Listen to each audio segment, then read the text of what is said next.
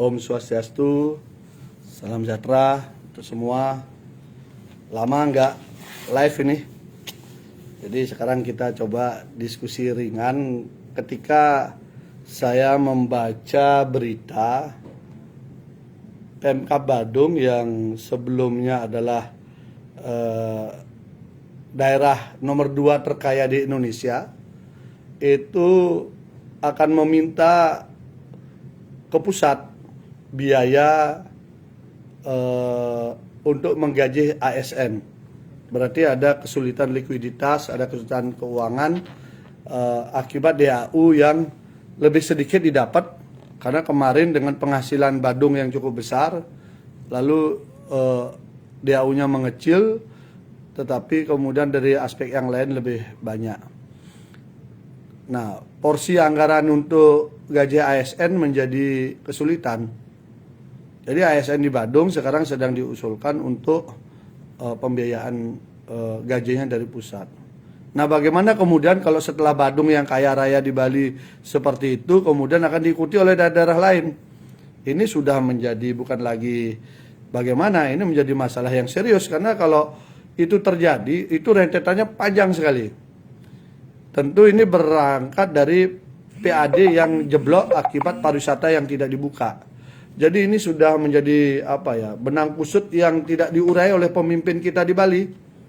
Mestinya jangan kita hanya terjebak pada aspek, oh ini ada COVID-19, kita atasi hanya melawan pandemi saja, tapi aspek ekonomi tidak disentuh. Nah, ini contohnya.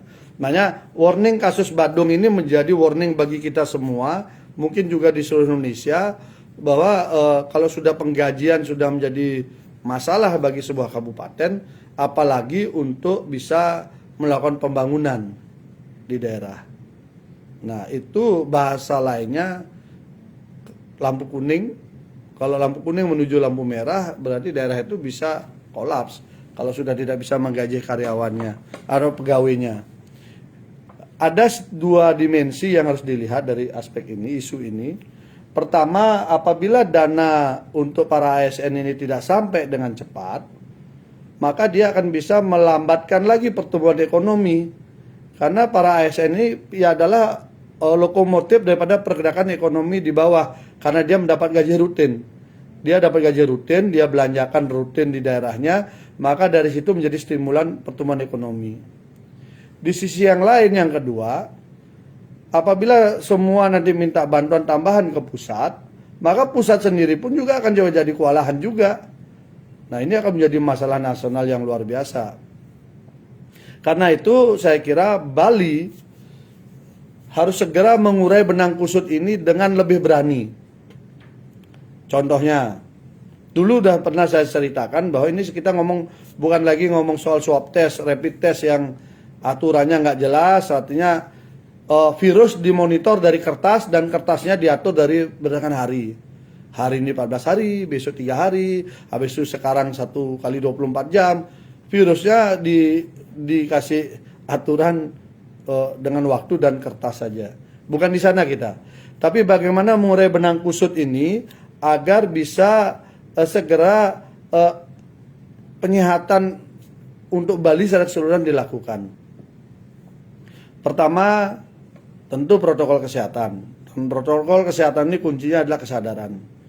Kesadaran masyarakat dibangun dengan cara contoh daripada para pemimpinnya. Nah, kalau pemimpinnya sudah memberi contoh, maka itu selesai. Yang kedua, bagaimana mengurai agar ekonomi bisa bergerak. Dulu saya sudah sampaikan, seluruh objek wisata dibuka.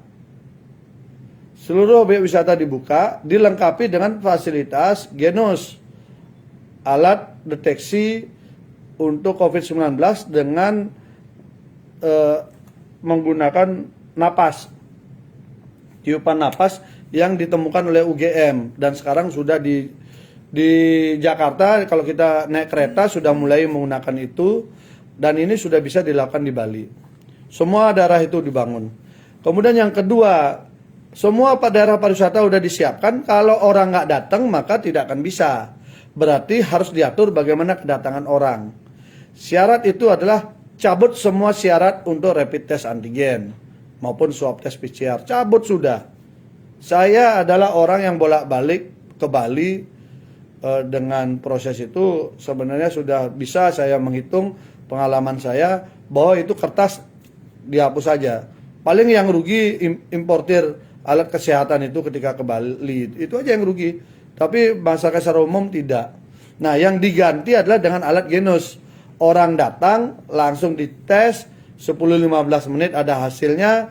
Nah, lalu ini kemudian kalau yang ada yang indikasi positif digeser, baru dia rapid test antigen. Kalau memang bagaimana, baru dia diproses dengan standar kesehatan. Bagi yang tidak, langsung sudah bisa berlibur. Nah, hotel-hotel juga disiapkan. Jadi harus sudah dijalankan dengan maksimal. Jangan sampai nanti bulan ini sudah minta gaji dari pusat, ASN-nya, bulan depan juga minta. Hari ini 1 kabupaten, besok 2 kabupaten, 3 kabupaten, akhirnya seluruh kabupaten kota di Bali. Bayangkan nanti apa yang terjadi. Nah, karena itu ayolah pemimpin kita jangan gamang, jangan ragu, jangan juga takut. Harus sudah mulai, jujur saya gregetan. Kok nggak bisa punya simulasi A, B, C, D, A. Tahu-taunya ribut soal ya kebanggaan. Nggak, ya oke lah, itu bagus menggerakkan ekonomi juga. Tapi kan itu urusan pakaian. Sementara kebutuhan manusia sekarang itu adalah di pangan, bukan di sandang. Pangan dulu selesaikan. Pangan ini berarti putaran ekonomi untuk memenuhi kebutuhan masyarakat. Dengan minus 12% hari ini, itu Bali sudah tetap menjadi ancaman yang sangat luar biasa. Karena tidak ada orang datang. Jadi kembali, syarat masuk Bali buka sudah. Tambahkan alat Genus, adakan mungkin 10 atau 20 alat Genus, setiap orang datang diperiksa, tes, yang tidak ada masalah langsung bisa berlibur. Nanti dia masuk daerah pariwisata, tes lagi, biayanya hanya 10-15 ribu saja, jauh lebih murah. Kemudian yang biaya rapid antigen yang 250 ribu itu akan bisa dihemat, karena 225 ribu dia bisa belanjakan di objek wisata. Dibelanjakan di objek wisata berarti dagang asongan di sana hidup, dagang souvenir dia hidup, dan lain sebagainya, dagang minuman mineral hidup, atau mungkin kopi panas di sana juga, pisang goreng bisa hidup gitu loh. Nah, saya kira itu yang harus dilakukan. Saya nggak bosan-bosan mendorong ini, karena saya adalah pelaku orang, boleh dikatakan setiap bulan itu paling tidak 2-3 kali saya pulang pergi Bali Jakarta ataupun Bali dari daerah lain, sehingga saya bisa memotret apa yang terjadi di daerah lain, apa yang terjadi di Bali. Lakukanlah itu dengan maksimal agar bisa segera. Jangan lagi sampai ada kabupaten yang minta untuk gaji ASN-nya minta ke pusat. Beban semua nanti. Pengelolaan anggaran tidak berjalan dengan baik. Bayangkan sekarang kalau misalnya Provinsi Bali juga ASN-nya juga minta dana ke pusat lagi tambahan dari yang ada. Beban akan bertambah, padahal PAD bisa kita hidupkan kembali. Dan ini juga menjadi cara berpikir yang baik untuk ke depan, agar mereka daerah-daerah kaya oleh pariwisata, dia harus menyiapkan ada anggaran pengaman. Anggaran pengaman yang didapat dari penghasilan yang ada, dengan berupa investasi-investasi yang dibuat di berbagai tempat. Jangan sampai semua uangnya dibagikan ketika kondisi krisis, kesulitan karena kita tidak punya saving yang bagus. Misalnya, oke lah saving di BPD Bali, berapa saham, tapi bisa juga saving dengan perusahaan-perusahaan lain, menjaga distributor pangan, itu bisa dibuat oleh BUMD. Keuntungan-keuntungan itu dibawa ke sana, itu dijalankan ketika nanti ekonomi lancar.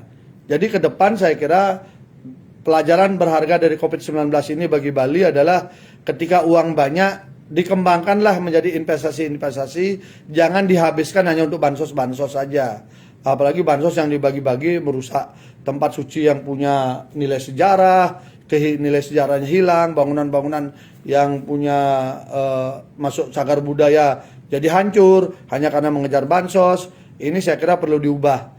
Uang-uang keuntungan itu nanti kalau udah pulih itu diinvestasikan dalam produk perusahaan-perusahaan produktif, dan itu bisa dikembangkan tidak hanya di kabupaten itu saja, bisa di daerah lain dikembangkan, baik dia bidang pangan, sandang maupun yang lainnya. Jadi ini betul-betul harus diselesaikan secepatnya. Jangan biarkan Bali seperti ini semakin lama.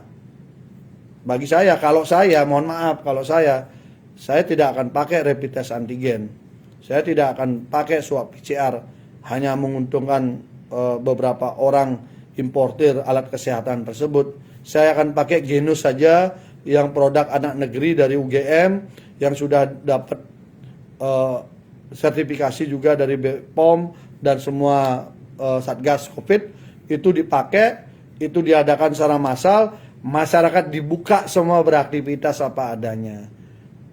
Jangan lagi ada itu, kemarin saya lihat ada bapak-bapak jualan di pasar didatangi Satpol PP begitu banyak di Denpasar. Udahlah, jangan begitu lagi. Yang begitu-begitu udah salah langkah itu. Justru yang harus ada adalah datang boleh banyak-banyak, belanja di sana. Jangan pedagangnya yang mau ditangkapi gitu loh. Nah ini saya kira begitu segeralah dilakukan langkah-langkah ini, karena sudah darurat, sirine bahaya sudah muncul. Hanya untuk gaji PNS saja, ASN saja, itu kabupaten yang dulu terkaya di Bali sudah tidak mampu lagi dan sudah agak berbahaya gitu. Hanya sudah sampai harus minta talangan ke pusat. Ayo silahkan berjuang. Masyarakat juga harus tahu hak-haknya. Berteriaklah terus agar pemimpinnya mau bangun, mau sadar bahwa menjadi pemimpin memang tugasnya menyelesaikan masalah. Bukan hanya melaporkan masalah, apalagi menambah masalah. Tugas pemimpin adalah selesaikanlah masalah yang ada dan siaplah tidak populer. Beranilah ngambil keputusan, yang penting tujuannya diabdikan untuk kepentingan masyarakat. Nanti akan terukur oleh waktu, apakah kebijakan yang diatur itu memang murni kepentingan masyarakat atau tidak. Jangan lagi ada tradisi menyerahkan bantuan uang bertumpuk-tumpuk begitu, biar kelihatan hero gitu. Itu Tuhan mungkin tidak suka. Tuhan tidak suka orang-orang yang terlalu begitu. Nah, ini ada telepon nih. Saya kira itu dulu yang bisa saya sampaikan. Semoga bermanfaat untuk kita semua dan terus kita bangun diskusi-diskusi agar kita tahu tentang hak-hak kita. Jangan sampai dibiarkan daerah kita dikelola dengan kelompok-kelompok tertentu saja, seakan kita hanya indekos atau penumpang saja. Tapi kita harus tahu, kita kritisi, kita kasih saran, kita tunggu action nyatanya. Action nyata untuk kita semua. Tetap semangat. Salam hati nurani. Om Santi Santi Santi Om.